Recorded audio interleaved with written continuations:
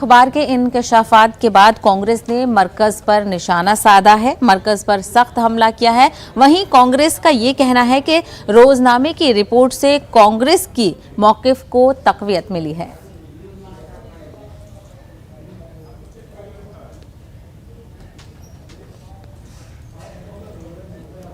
समाचार पत्र ने वो साबित कर दिया जो कांग्रेस हमेशा कहती थी।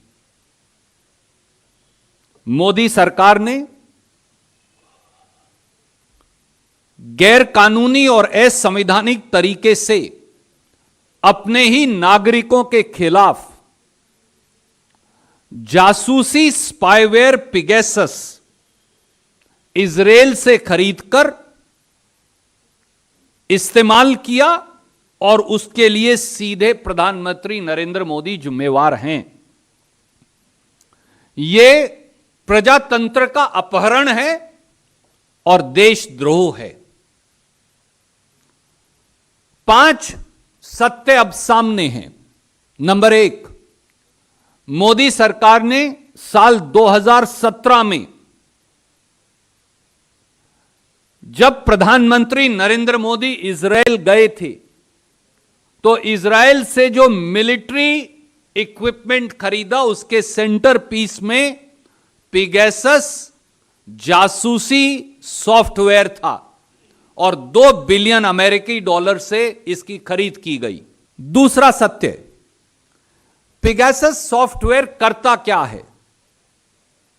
यह गैर कानूनी तरीके से सेल फोन के मालिक की जानकारी या इजाजत के बगैर आपके सेल फोन को, देश के नागरिकों, यह हैक करता है, व्हाट्सएप को भी और सेल फोन को भी। आपके माइक्रोफोन और कैमरा दोनों को कैप्चर कर लेता है और फोन ऑन हो या बंद हो, उसके चारों तरफ जो बात हो रही है उसकी फोटो और उसकी वार्तालाप यह गुप्त तरीके से सेल फोन के मालिक की जानकारी के बगैर मोदी जी की एजेंसियों को भेजता है। और मोदी गवर्नमेंट ने, मोदी सरकार ने पार्लियामेंट को धोखा दिया।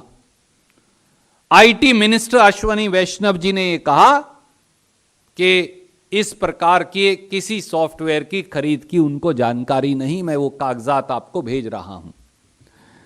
गृह मंत्री और गृह मंत्रालय ने देश के धोखा दिया। आरटीआई के एक जवाब में कहा कि उन्होंने इस प्रकार का कोई सॉफ्टवेयर खरीदा ही नहीं।